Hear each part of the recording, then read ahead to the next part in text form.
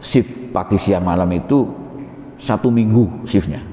Jadi kalau 1 minggu sekarang masuk pagi, minggu depan masuk siang, minggu depan masuk malam. Nah itu kita rubah hanya 3 hari. Karena perubahan itu menuntut apa ya, adaptasi yang begitu butuh daya tahan tubuh kita.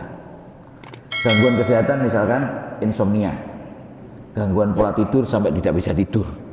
Jadi orang bayangkan kalau di sini malam harusnya tidur, pergi ke Amerika di sana tahu-tahu siang.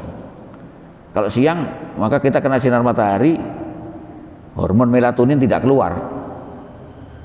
Jadi dari sini jalan terus tidak tidur dan akhirnya gangguan tidur itu, sehingga tidak bisa, mulai gangguan pola tidur sampai tidak bisa tidur.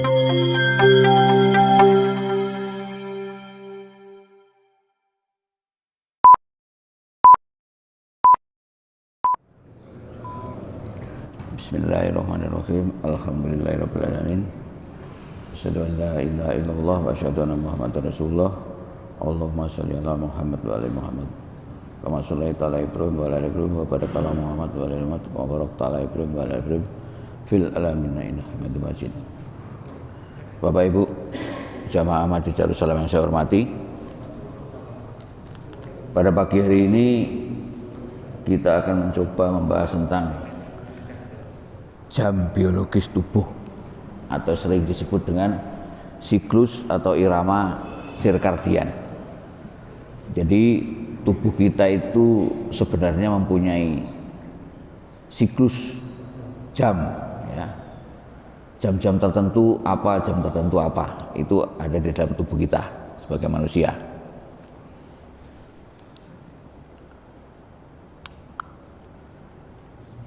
Siklus atau irama sirkadian ini ditemukan oleh dokter dari Jerman tahun 59 kira-kira. Temukan bahwa asal kata dari sirka itu sekitar dan dies itu 1 hari. Jadi siklus atau sekitar 1 hari. Bagaimana dalam 1 hari tubuh kita itu beraktivitas gitu ya. Terus, nah ilmu yang mempelajari tentang ini disebut dengan kronobiologi. Jadi krono itu sifatnya sesuatu yang ritmis, sesuatu yang ini apa ya, teratur. Sebagaimana kalau kita melihat kata-kata kronograf misalnya. Jadi ada yang terkait dengan sesuatu yang keteraturan dalam satu periode. Nah ini periodenya dalam 1 hari 1 malam, yaitu sekitar 24 jam ya. Disebut circadian rhythm atau ini dalam artinya atau ritme sirkadian atau siklus, maksudnya sirkadian, irama sirkadian, mereka begini istilahnya. Yaitu juga disebut jam biologis tubuh. Jadi tubuh kita ada jam biologisnya. Proses-proses yang saling berhubungan yang dialami tubuh untuk menyesuaikan perubahan waktu dalam 24 jam. Itu namanya siklus sirkadian. Nah, irama ini dikendalikan oleh bagian otak yang bernama hipotalamus. Di hari saya sudah pernah menyinggung hipotalamus. Hipotalamus itu juga sebagai pusat rasa atau pusat hormon, juga pusat psikologi ya. Jadi pusat kejiwaan manusia itu ada di yang namanya daerah ini namanya hipotalamus. Nah, khusus untuk yang siklus sirkadian ini dikendalikan oleh yang namanya SCN, nukleus suprachiasma. Jadi suatu pusat pusat saraf, nukleus itu pusat saraf yang letaknya di atas persimpangan saraf-saraf penglihatan. Chiasma ini ada persimpangan, jadi seperti perempatan begini ya, perempatan begini, ini yang terkait dengan saraf penglihatan. Jadi di atasnya itu ada nukleus namanya. Nukleus ini pusat saraf yang disebut suprachiasma. Ini yang mengendalikan siklus ini, siklus sirkadian ini.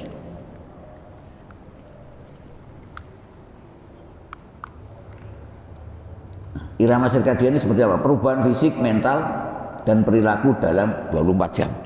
Jadi ada perubahan fisik, perubahan mental, perilaku selama 24 jam. Makanya itu mungkin ini dari yang seperti ini, kalau kita seringkali menyaksikan di dalam berita olahraga. Jadi kalau berita olahraga itu seringkali ada bioritmik. Bioritmik itu dalam 1 bulan biasanya, satuannya itu. Jadi kalau seseorang, oh sekarang si A itu lagi bioritmiknya di puncaknya emosi, di puncaknya fisik dan sebagainya itu. Ada emosi, ada fisik. Itu ada bioritmik itu juga. Ini juga demikian. Menentukan berbagai proses metabolisme biokimiawi ya. Proses biokimiawi di dalam tubuh kita yang membuat kita tetap hidup dalam keseimbangan. Jadi karena siklus ini, maka kita hidup di dalam satu keseimbangan. Ini meliputi antara lain ritme pencernaan, proses mengangkut oksigen, membuang limbah, pembakaran, penyimpanan lemak, pelepasan hormon, mengatur suhu tubuh, tekanan darah, pola tidur, dan sebagainya. Makanya ini menyangkut tentang fisik, mental, dan perilaku tadi. Jadi bagaimana pencernaan, bagaimana pernapasan, bagaimana jantung kita, peredaran darah.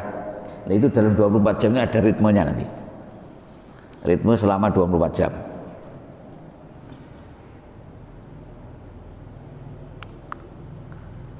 Faktor yang mempengaruhi diantaranya ada faktor internal, jadi di dalam tubuh kita, ada faktor eksternal atau faktor di eksogen ini. Jadi di dalam tubuh kita bagaimana, yang mempengaruhi di luar bagaimana. Kalau di dalam tubuh kita misalkan tadi hipotalamus tadi, yang namanya hipotalamus khususnya di nukleus suprachiasma namanya. Jadi sebuah pusat saraf di situ namanya di daerah hipotalamus.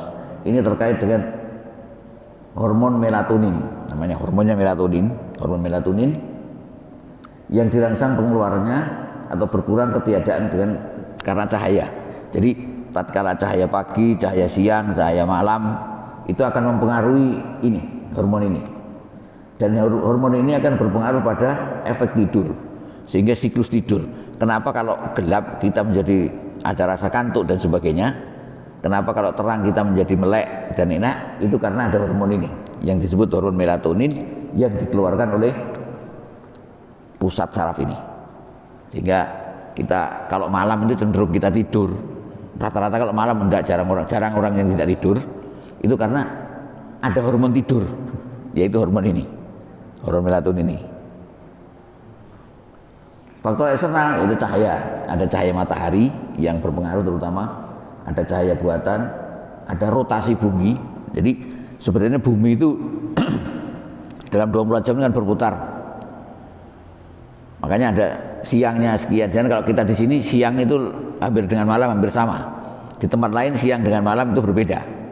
Maka mereka juga mempunyai siklus yang berbeda dengan kita yang di sini. Misalkan di kutub utara, misalkan di kutub utara itu kalau dalam kondisi tertentu itu sebentar siang, lama malam. Tetapi kalau suatu ketika hampir siang terus malamnya sedikit. Itu perbedaannya di situ. Makanya tubuh kita harus menyesuaikan dengan kondisi itu. Maka yang disebut dengan siklus sirkadian tadi. Aktivitas sosial, rutinitas kerja. Jadi aktivitas sosial juga mempengaruhi. Jadi kalau kita misalkan mendengarkan ceramah agama dan sebagainya, itu mempengaruhi juga kepada siklus sirkadian ini. Jadi ada yang faktor dalam, ada faktor luar. Nah, contohnya yang telah disusun oleh para ahli misalkan seperti ini. Jadi ini tengah hari, ini tengah malam, ya. Makanya ini siang, gambarannya siang. Ini siklus 24 jam. Jadi jalannya siang, malam, pagi, siang, gitu ya. Contohnya pada waktu pagi hari, tekanan darah meningkat tajam ini sekitar pukul 6.45. Ini misalkan. Kemudian ada pengeluaran melatonin terhenti pada jam 7.30 kira-kira.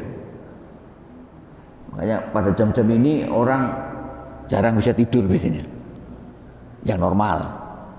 Jadi biasanya orang jam gini orang yang normal, yang normal jarang tidur di jam ini. Terus sekitar jam 8 jam berapa ini waktu buang air besar misalkan. Tapi ini tidak fix seperti ini. Tiap orang mempunyai jam-jam yang berbeda, tergantung dari bagaimana pola adaptasinya. Jam 9 ini pengeluaran hormon testosteron yang paling tinggi. Jam 9 ya kan? Terus kewaspadaan paling tinggi pada jam 10. Terus kemudian kondisi tubuh terbaik pada jam 2:30, misalkan seperti ini. Waktu reaksi tercepat pada jam 3:30. Efisiensi jantung dan kekuatan otot terbesar pada jam 17 misalkan. Ini adalah siklus ini tiap hari seperti ini. Sore, ini sudah masuk sore, tekanan darah tertinggi jam 18.30, suhu tubuh tertinggi pada jam 19. Jam 21 pengeluaran hormon melatonin dimulai mengatur siklus tidur. Jam-jam segini orang mulai pada ngantuk. Ini karena hormon melatoninnya keluar. Proses buang air besar tertahan. Kalau jam sekian ini orang jarang, orang mau ke WC jarang jam-jam segini. Ke WC biasanya ada pagi hari. Ini karena siklusnya begitu. Terus jam 2 ini kita tidur paling nyenyak di jam ini biasanya. Pada jam 2 ini. Suhu tubuh terendah kira-kira pada jam 4:30. Mungkin sekarang 4:30 jam 5 sudah, 4:30. Dan terus berjalan begini. Ini salah satu contoh. Ada contoh lain misalkan ini. Jadi di sini ada tengah hari, ini tengah hari, ini tengah malam. Bedanya di situ. Kalau tadi di sini ini tengah hari di atas, tengah malam di bawah. Yang ini tengah hari di sini, tengah malam di sini. Tapi rata-rata sama. Pada jam 2 ini tidur yang paling nyenyak pada jam itu. Tidur paling nyenyak. Tidak ada orang berjalan Ya. Terus kemudian kira-kira apa namanya? Pekerjaan-pekerjaan lain hampir mirip dengan itu tadi, cuman ini dalam bahasa Inggris sebenarnya. Jadi tetap koordinasi terbaik itu pada jam 2:30 ya. Ini contohnya. Jadi kegiatan usus di sini mulai jam 8.30 bersama tadi ya. Jadi ini adalah siklus-siklus yang terjadi di dalam tubuh kita. Ada lagi yang menyusun dalam bentuk gambaran seperti ini. Jadi ini pagi hari, ini tengah hari, ini sore hari gambarannya ya. Ini tengah malam. Sama. Bahwa tidur yang paling nyenyak itu pada jam 2. Maka pada jam 2 itu kadang-kadang kita kalau dibangunkan susah. Karena ini adalah jam-jam yang tetap melatonin ini pengeluaran hormon melatonin pada jam 21. Jadi jam 21 itu biasanya ngantuk. Tapi ada yang jam 8 sudah ngantuk. Ada. Artinya di dalam tubuh kita tiap-tiap orang itu mempunyai siklus yang berbeda-beda, tetapi rata-rata ini di rata-ratanya seperti ini. Jadi rata-rata orang akan ngantuk itu pada jam 9 mulai ngantuk. Itu yang terus dalam 24 jam ini berjalan di dalam tubuh kita, sehingga tubuh kita mempunyai kebiasaan-kebiasaan. Makanya itu di sini ada keteraturan bagaimana tubuh kita beraktivitas. Kemudian ada yang membuat daftar seperti ini misalkan. daftarnya nih, ini jamnya jam 7 sampai jam 9, lambung, kerja lambung paling kuat, maka kita mesti makan pada jam-jam ini adalah makan yang paling baik. Ini misalkan ya, jam 7 sampai jam 9 pagi ini ya. Jam 10 sampai jam 11 sampai jam 13 ini jantung dalam kondisi yang apa ya, kurang ini, maka hindari olah fisik yang berlebihan pada jam-jam ini. Ini rekomendasinya. Terutama bagi yang ada masalah dengan pembuluh darahnya dan sistem imunitas itu akan menurun pada jam-jam ini. Kemudian pada jam 13 sampai 15 ini hati, mungkin hati dalam hati bukan hati dalam perasaan ya, ini hati organ, liver ya, liver, kondisi hati sedang lemah pada jam-jam ini, istirahat sejenak, prioritas mencerna makanan, wajah ada rasa ngantuk. Jadi pada ngantuk pada jam ini karena kita masih istirahat, karena kondisi hati kita dalam kondisi liver kita kan masih tidak bagus, paling rendah kinerjanya gitu ya. Pada 15-17 ini paru dalam kondisi yang bagus, maka saat ini dianjurkan untuk berolahraga. Jadi tidak keliru kalau misalkan jamnya tayangan sepak bola itu biasanya sore hari antara jam ini, karena dalam badan ini kondisi kita pada umumnya dalam kondisi bagus, maka pertandingan sepak bola diadakan pada antara jam ini biasanya, pada jam-jam ini. Kemudian jam 17 sampai 19 ginjal dalam kondisi terbaik, proses pembentukan susun tulang saat belajar yang baik. Jadi antara jam 5 sampai jam 17 itu untuk belajar itu sangat baik. Jam 19 sampai jam 21 lambung kondisi sedang lemah, hindari makanan padat dan sulit dicerna, berhenti makan lebih baik. Jadi makan sebelum jam 19, jangan jam-jam ini, kan rekomendasinya seperti itu. Terus jam 21 sampai jam 23 limpa dalam keadaan lemah, pembuangan racun di tubuh, maka orang pada jam-jam ini akan tampak lebih pucat kalau dibandingkan dalam keseharian. Jadi dibuat potretnya itu dalam serial gitu, pada jam-jam ini biasanya wajah itu paling pucat pada jam ini, antara jam 21 sampai 23. Kemudian 23 sampai jam 1 ini jantung kondisi lemah, saat ini tepat untuk istirahat, memulihkan kondisi. Makanya nanti kalau jam 2 itu kita dalam kondisi yang harus tidur gitu. Pada jam 2, jam 1 sampai jam 3 hati dalam kondisi kuat, mengeluarkan racun-racun, waktu untuk tidur yang baik karena biar racun-racunnya keluar. Jadi tidurnya tadi jam 2, siklusnya itu jam 2 karena ini ada ini. Kemudian paru pada jam 2.30 sampai jam setengah 5 ini paru kondisi sangat kuat, pembuangan racun-racun tubuh, sel darah kaya oksigen. Saat sholat tahajud yang paling bagus di sini. Karena apa?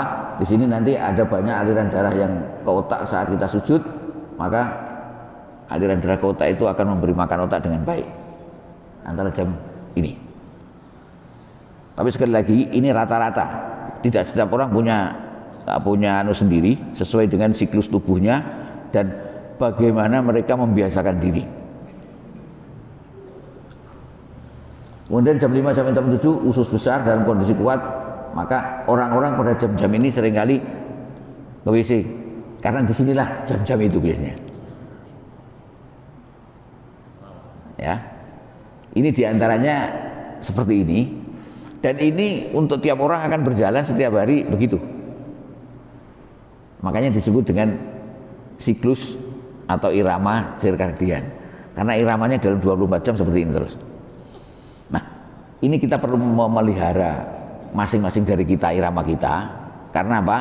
Karena itu akan membuat tubuh kita akan menjadi dalam keseimbangan yang bagus kalau kita bisa memelihara ini dalam keseharian. Nah, apakah mungkin ada gangguan? Bisa saja ada gangguan, bermasalah dalam sistem tubuh. Yang sering kalau kita baca, misalkan kita datang ke suatu tempat jet lag, istilahnya ini bukan jet-jet yang dinaiki para pejabat itu, ya. Sekarang kan rame-rame naik jet itu, ada pesawat jet, tapi ini jet lag itu istilahnya perubahan zona waktu. Jadi kalau kita datang ke suatu tempat yang zona waktunya tidak sama. Contohnya kalau kita ibadah haji, Pak. Ibadah haji itu kita di sini dengan di Arab itu selisih 4 jam.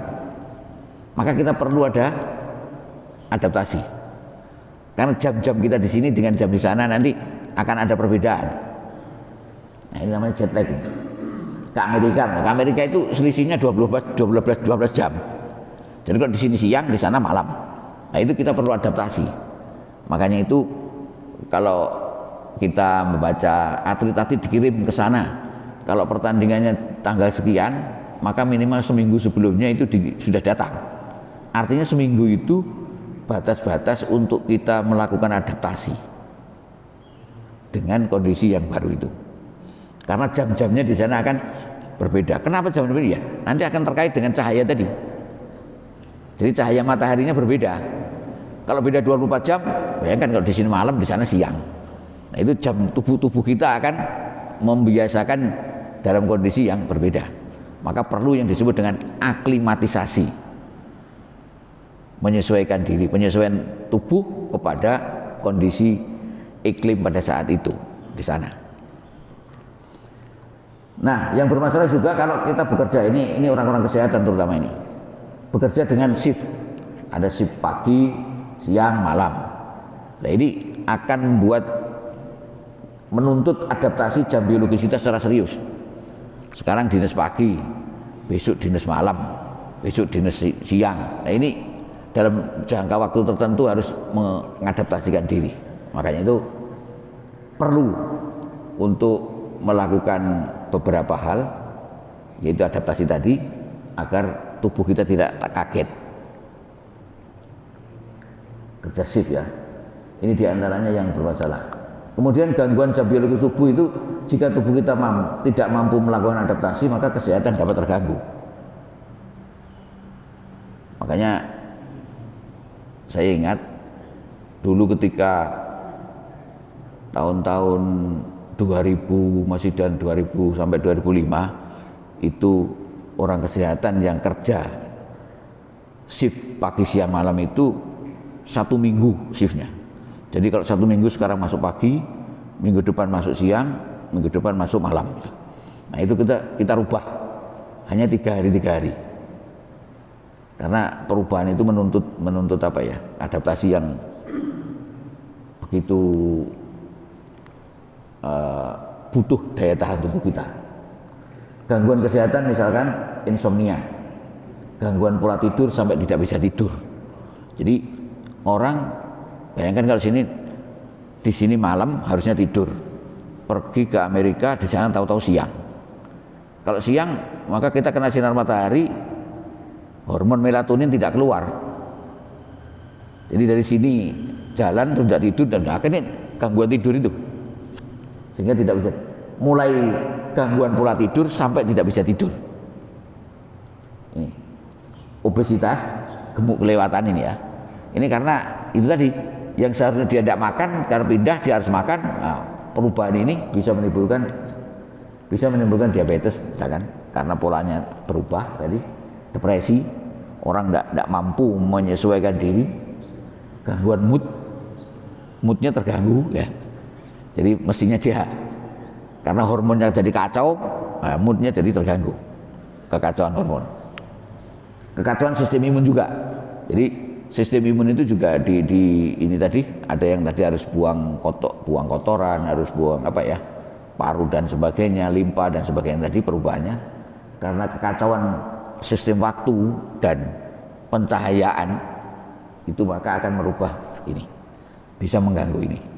Makanya tuh kalau kita berpindah dari yang berbeda waktu itu sekali lagi memerlukan adaptasi, dan adaptasi itu biasanya dicapai paling cepat dalam waktu 1 minggu itu. Jadi jangan kaget kalau kenapa kok atletnya jalan-jalan ke sana, ya bukan jalan-jalan, artinya kalau dia berbeda waktu paling tidak dalam 1 minggu dia harus diadaptasi dulu. Ini gunanya agar mempengaruhi jet lag tadi, jet lagnya tidak terganggu. Mungkin demikian, semoga bermanfaat. Moga-moga yang sedikit ini bisa memberikan sesuatu kita agar kita menjadi lebih baik dalam menjalani hidup terutama dalam melakukan ibadah dalam hidup sehari-hari. Monggo Pak. Untuk hal-hal tertentu, misalnya koma sampai bertahun-tahun itu, apa ada hal-hal yang memang bisa dijelaskan secara medis itu? Terima kasih. Metabolisme Ya. dan sebagainya. Ya, jadi orang koma itu sebabnya banyak. Bisa koma karena gangguan murni di otak, bisa koma karena gangguan di luar otak. Jadi gangguan di luar otak akhirnya juga mempengaruhi gangguan otak. Jadi intinya kesadaran itu yang mengendalikan adalah otak. Ketika ada sesuatu yang terkait dengan makanan otak, maka kesadaran kita akan terganggu. Misalkan kalau ada stroke, orang stroke di mana otaknya sebagian besar terganggu sehingga makanan otaknya tidak bisa makan dengan baik. Makanan otak itu biasanya hanya dua yang utama, yaitu glukosa dan oksigen, plus beberapa yang terkait dengan elektrolit, misalkan ada kalium, ada natrium dan sebagainya itu. Nah, kalau ini terganggu maka kesadaran juga akan terganggu.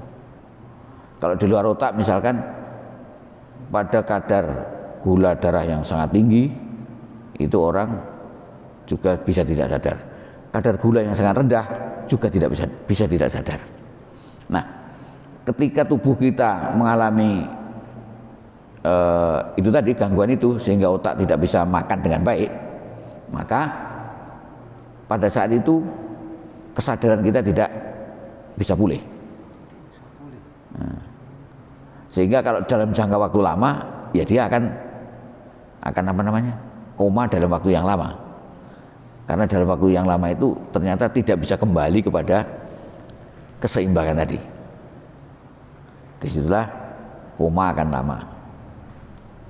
Nah, kapan kembali kadang-kadang ya kita juga tidak bisa melakukan kepastian sekali lagi, karena kalau kita koma itu dari sisi medis kita bisa menjelaskan, tetapi kadang-kadang dari sisi lain yang sifatnya transcendental, ya, jadi yang dengan urusan dengan yang maha kuasa, kadang-kadang kita tidak bisa jelaskan itu. Mungkin itu yang bisa dijelaskan, Pak. Jadi koma dalam waktu lama bisa saja terjadi tatkala keseimbangan pada tubuh kita itu benar-benar terganggu dan tidak bisa seimbang sebagaimana semula. Itu intinya begitu.